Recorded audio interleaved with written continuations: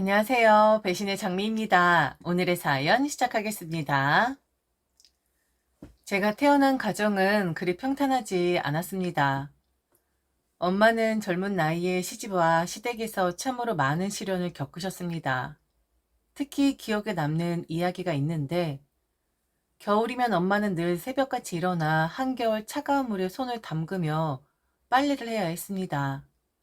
그 시절엔 지금처럼 편리한 세탁기도 없고 보일러도 제대로 돌지 않던 때였죠. 하지만 할머니는 조금이라도 일손을 늦추면 차가운 눈빛으로 엄마를 쳐다보시곤 하셨습니다. 며느리가 편하려고 시집 왔나? 하시며 채근하는 목소리에 엄마는 조용히 고개를 숙이고 빨래를 이어가셨다고 합니다. 또 한 번은 아버지가 출장을 가신 날이었습니다. 엄마는 그날 할아버지의 심부름까지 맡아 하루 종일 시댁의 밭일을 돕느라 손끝이 다 닳도록 일하셨다고 하더군요. 온종일 무거운 짐을 나르고 허리가 휘도록 땅을 고르면서도 한마디 불평도 하지 못하셨다죠. 그리고는 겨우 저녁이 되어 돌아왔을 때 할머니는 그저 엄마에게 찬 밥 한 그릇을 내밀며 아직 할 일이 산더미야 라며 등을 떠미셨다고 합니다. 피곤에 지쳐 아무 말 없이 식사를 하시던 엄마의 그날 표정이 아직도 제 기억에 남아 있습니다. 그렇게 시댁에서의 고된 삶을 버텨내셨던 엄마지만 정작 저희 남매에게만큼은 한없이 따뜻하고 애정 깊은 분이셨어요. 한 번은 제가 병원에 입원하게 되었을 때의 일이 떠오릅니다. 엄마는 그때도 생계를 이어가기 위해 낮에는 일하고 밤에는 제 병실로 달려오셨습니다. 간호사가 잠시만 자리를 비켜달라고 해도 엄마는 얘가 내가 없으면 불안할 텐데 라며 끝까지 제 곁을 지켜주셨죠. 그때 엄마가 제 손을 꼭 잡아주며 엄마가 너 괜찮을 때까지 있어줄게 라고 말씀하셨던 순간 저는 이상하게도 무섭지가 않았습니다. 엄마의 그 따뜻한 손길이 저에게 세상에서 가장 안전한 곳처럼 느껴졌거든요. 오빠에게도 엄마의 사랑은 다르지 않았습니다. 초등학교 입학식을 앞둔 날, 엄마는 오빠가 입을 새 옷과 신발을 마련하느라 며칠 아끼고 또 아껴 결국 새 신발을 사주셨습니다. 새 신발을 들고 오빠의 반짝이는 눈을 보고 엄마는 잠시 주저앉아 눈물을 흘리셨죠. 엄마는 늘 널 위해 뭐든지 해줄 거야. 라고 하시던 엄마의 목소리에 그때 오빠도 울컥해서 엄마를 꼭 끌어안았죠. 어쩌면 엄마는 그런 사랑으로 저희 남매에게 세상 모든 걸 주고 싶으셨을 겁니다. 우리에게 생긴 작은 일조차도 놓치지 않으려 애쓰셨고 작은 변화에도 귀 기울이셨죠. 하지만 그런 엄마에게 가장 큰 시련은 아버지가 갑작스럽게 돌아가셨을 때 찾아왔습니다. 사랑하는 남편을 잃은 슬픔도 크셨겠지만 시댁의 강압적인 분위기 속에 남겨진 삶을 이어가야 한다는 것 또한 엄마에게는 벗어나고 싶은 굴레였을 겁니다. 아버지가 떠나신 뒤 엄마는 결국 큰 결심을 하셨습니다. 시댁을 벗어나 우리 셋만의 삶을 시작하기로요. 그 결심이 얼마나 힘들었을지 저는 그때는 미처 알지 못했지만 지금 생각해보면 그 순간 엄마는 세상 모든 걸 내려놓고 오로지 저희 남매만을 위해 새로운 길을 선택하셨던 겁니다. 가진 것 거의 없었고 갈 곳도 마땅치 않았지만 엄마는 저희와 함께할 새로운 보금자리를 찾아 먼 곳으로 이사를 가셨습니다. 그렇게 낯선 동네에 우리 셋이 정착하게 되었고 그곳에서부터 우리 가족의 새로운 삶이 시작되었습니다. 어쩌면 너무 소박한 출발이었을지 모르겠습니다. 엄마는 매일 아침 일찍 일어나 시장에 나가시고 밤 늦게까지 허리를 펼 틈도 없이 일하셨죠. 동네 사람들에게는 친절하게 웃어 보이셨지만 그 미소 뒤에 감춰진 고단함을 저희는 느낄 수 있었습니다. 하지만 엄마는 결코 우리에게 힘든 내색을 하시지 않으셨죠. 엄만 괜찮아. 너희만 잘 자라면 된다. 하고 우리를 안심시키곤 하셨죠. 우리 세 사람은 그렇게 똘똘 뭉쳐 살아갔습니다. 오빠는 나름대로 어리지만 동생을 챙기며 엄마를 도우려고 노력했고 힘겨운 날이 많았지만 그 시절이 우리에겐 또 하나의 소중한 추억으로 남아있죠. 서로에게 의지하며 작은 행복을 발견하고 비록 가진 것은 없었지만 마음만큼은 누구보다 부유했던 시절이었습니다. 엄만 늘 말씀하셨어요. 우리 이렇게 셋이 함께 있으면 뭐든 할 수 있어. 그리고 그 말은 우리에게 작은 희망이자 믿음이 되었습니다. 비록 넉넉한 밥상도 큰 집도 없었지만 서로의 곁에서 의지하고 위로하며 하루하루를 보냈던 그 시간이 지금 생각해보면 저에게는 가장 아름답고 소중한 시간이었다고 생각됩니다. 엄마는 모든 것을 다 내려놓고 우리에게만 온 마음을 쏟아주셨고 그분의 사랑이 있었기에 우리 가족은 세상의 어떤 시련 속에서도 하나로 뭉칠 수 있었습니다.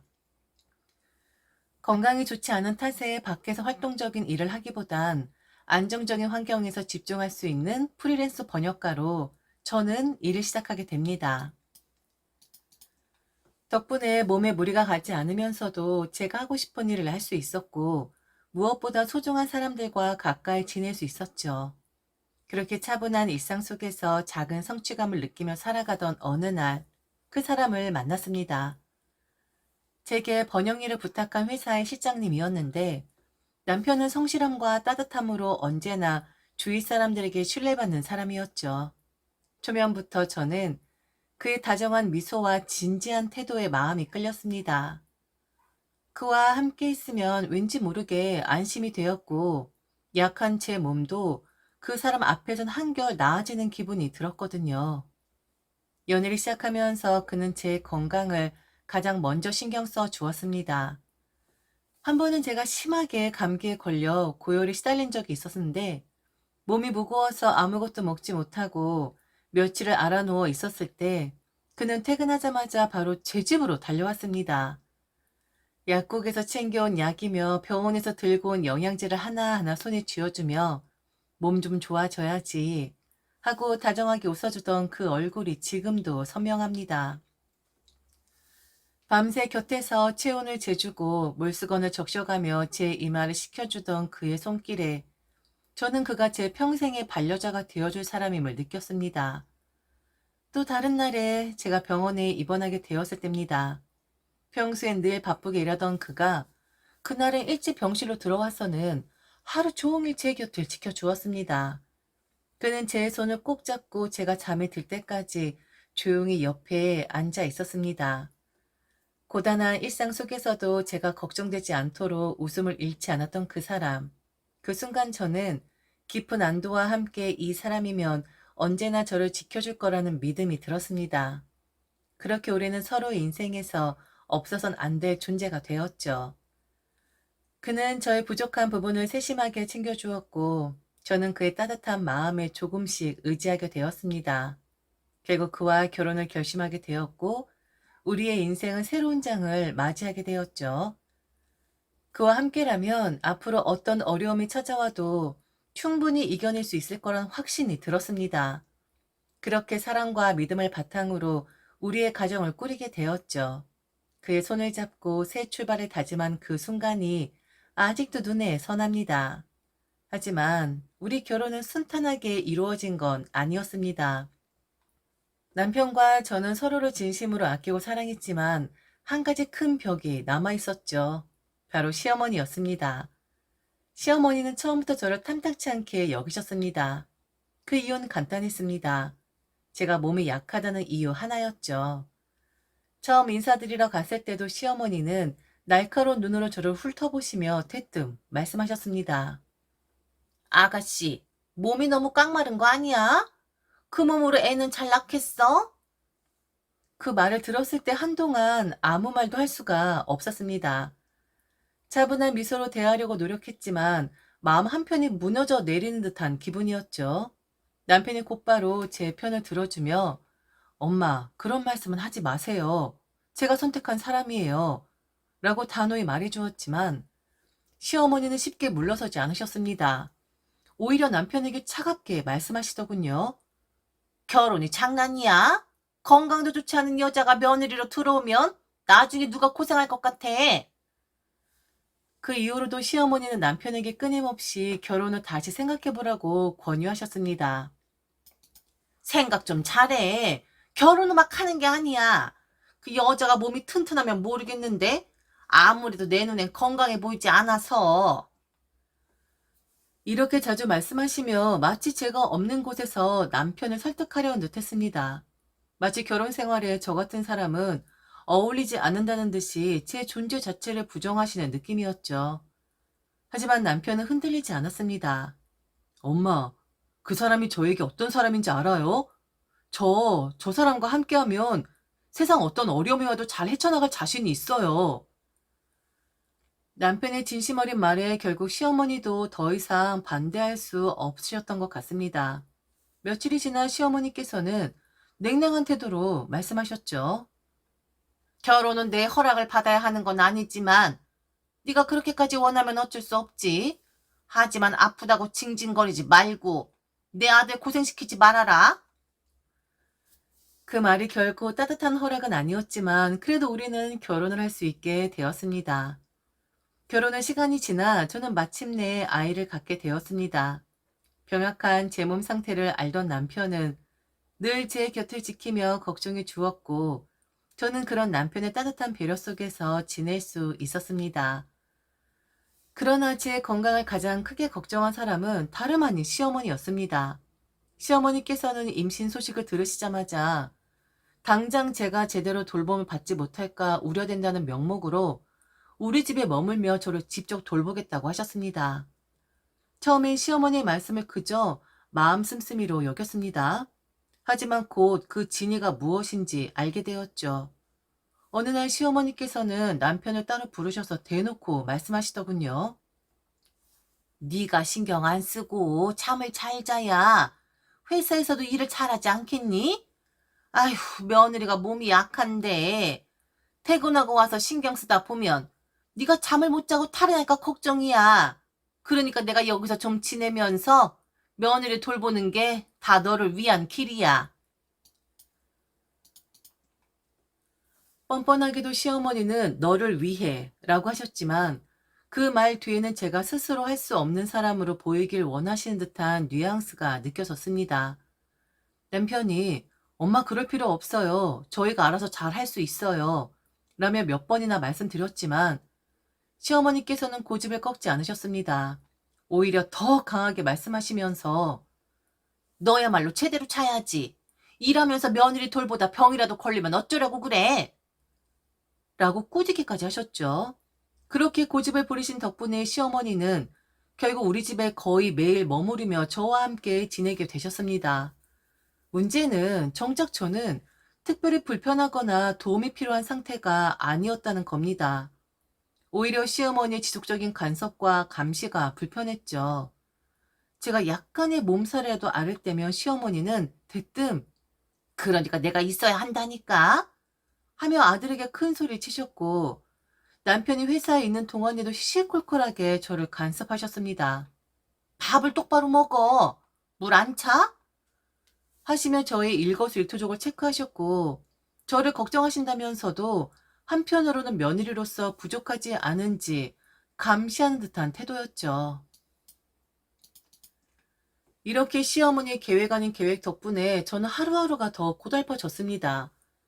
제 몸을 위해서라는 말은 사실 자기 아들의 불편을 겪지 않도록 하려는 시어머니의 본심을 숨기는 핑계에 지나지 않았습니다.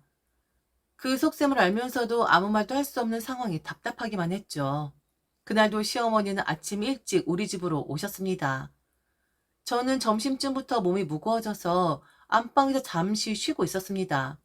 그런데 평소와 다름없이 시어머니께서는 제 곁을 지키신다며 집안을 두루 챙기시다가 어느 순간 제 전화기까지 가지고 나가셨더군요. 게다가 월패드 화면마저 꺼져 있었습니다. 당연히 누군가 찾아오더라도 알 길이 없었죠. 저녁이 되어 시어머니께서 집으로 돌아가신 뒤 저는 미처 손을 대지 못했던 전화기를 확인했습니다. 그제야 올케 언니에게 부재중 전화가 여러 통 와 있던 것을 알아차렸습니다. 잠시 멍한 마음으로 전화를 걸어 보았더니 올케 언니가 다급한 목소리로 말했습니다. 아가씨, 그게 오늘 낮에 어머니랑 집에 갔었어요. 벨을 눌러도 답변이 없어서 전화를 했더니 시어머니께서 받으시더라고요. 네? 저희 어머니가요? 네, 맞아요. 그런데 그냥 돌아가라고 하더라고요. 어머니가 직접 반찬도 만드셨는데 그것만 전해준다 하니 우리 며느린 그런 거 안 먹는다고 하면서 그냥 가라 하는데 얼마나 창피하던지. 언니, 아니, 그런 일이 있었어요? 네, 아가씨. 그리고 아가씨, 다들 이야기하지 말라고 했는데 사실은 어머니가 지금 몸이 좋지 않으세요. 사실은요. 올케 언니 입에서 믿을 수 없는 말들이 흘러나왔습니다. 지금 저희 친정 엄마가 가볍게 치매 증상을 앓고 계신다는 거예요. 하루에 몇 번씩 멍하게 앉아 계신 경우들이 많은데, 그런데 그날은 아침 일찍 일어나서 평소와 같은 정신으로 막 음식을 하시더랍니다. 임신한 우리 딸 가져다 주어야 한다면서요. 음식을 만드는 동안 정신이 너무 말짱해서 역시 엄마의 힘은 대단하구나. 이 정도면 제 얼굴을 봐도 좋을 것 같다라는 판단하에 그 먼 곳에서 저희 집까지 온 건데 문전박대를 당했다라는 거였어요. 몸 약한 제가 엄마의 증상을 알게 되면 혹시나 큰일이 날까 싶어 함구했었는데 어쩔 수 없이 말을 하는 거라며 제게 서운한 감정을 내비추는데 아, 순간 제 마음이 철렁 내려앉았습니다. 저는 하루 종일 집에 있었습니다. 시어머니께서는 그 먼 곳에서 제 친정 식구들이 왔는데 그 사실을 알면서도 문을 열어드리지 않았던 겁니다. 결국 저는 남편에게 이 모든 사실을 털어놓았고 남편은 바로 시어머니에게 전화를 걸었습니다. 자초지종을 설명한 뒤 왜 안으로 들이지를 않았냐 하니 시어머니가 그러는 겁니다. 내가 성견지명이 있었네. 내가 아주 촉이 좋은 사람이야. 안 그러냐, 며느라? 네? 뭐라고요? 어머니 그게 무슨 말씀이세요? 무슨 성견지명이요? 무슨 촉을 얘기하시는 거예요? 아니 얘 치매 걸렸다면 네 엄마. 그럼 그런 사람이 어떻게 변할 줄 알고? 괜히 집에 들어와서 정신 나간 짓거리 하면 어쩌냐? 내가 들이질 않은 게 너무 다행이지. 연락 안 하고 왔길래 어디 감히 우리 아들 집에 연락 없이 오나 싶어서 경고 주기 위해 열어주지 않은 건데 내가 아주 잘 대처한 거네. 그런데 니들 지금 나한테 뭐라 하는 거냐? 나는 니들을 위해서 그리 한 건데? 남편도 저도 황당함에 말을 못하고 있었습니다. 저런 식으로 말을 하다니 아니 어떻게 아무리 그래도 문전박대라뇨. 그리고 그게 다행이라고? 경고였다고? 자기가 잘했다고? 저는 눈물이 났어요. 그냥 막 서글프더라고요. 그때 남편이 저의 손을 잡더니 시어머니에게 말했습니다. 엄마, 엄마도 나를 낳으면서 할머니 보고 싶지 않았어요? 친정 엄마가 얼마나 중요한지 알지 않아요? 시어머니 되고 나니까 다 까먹은 거예요? 뭐라는 거야? 아니, 아들. 지금 엄마한테 화내는 거야? 치매 걸린 사람들은 어떻게 변할지 모르는 거라니까. 엄마가 막아준 거잖아. 그리고 감히 연락도 없이 우리 아들 집에 오는 게 어딨어. 그렇게 하면 습관된다고. 그 사람들 니네 집에 들락거리는 거 한순간이라고. 엄마가 다 막아준 거야. 엄마가 우리 아들을 위해 그리 한 거라고.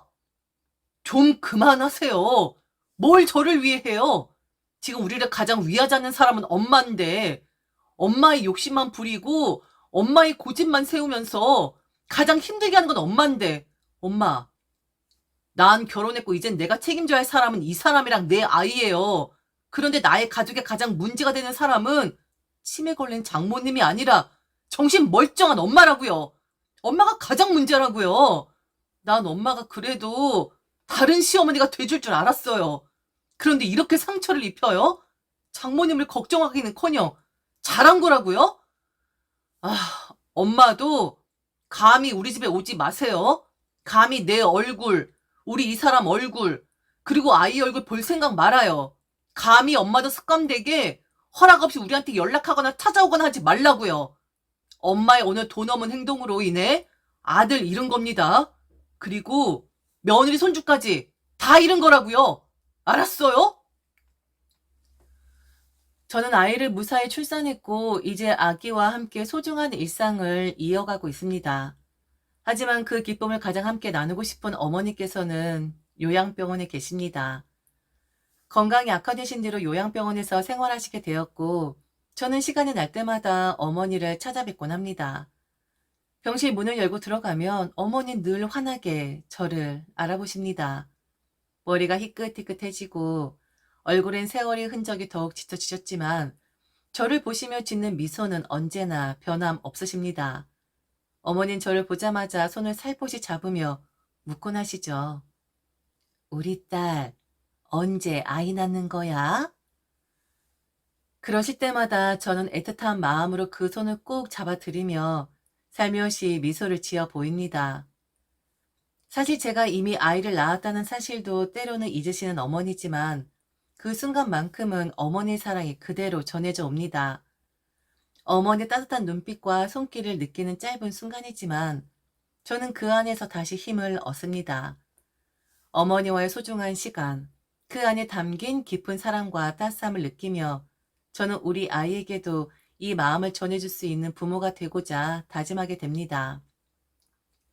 아이가 태어난 후 시어머니는 어떻게든 우리 아이를 보려고 끊임없이 연락을 시도하셨습니다. 저와는 절연했지만 손주만큼은 직접 보겠다고 몇 번이나 남편에게 전화를 걸어 간청하셨다죠. 그러나 남편은 단호했습니다. 그동안 시어머니께서 저에게 주었던 상처와 간섭을 잘 알고 있었기에 아이와 저를 지키기 위해 확실하게 거리를 두겠다는 입장이었죠. 저도 가끔은 시어머니의 전전긍긍하시는 모습을 떠올리면 마음이 조금은 아려오기도 합니다. 아이에 대한 애틋함이 크실 것임을 알기에 손주를 보지 못해 초조해하시는 그 모습이 안쓰럽기도 하죠.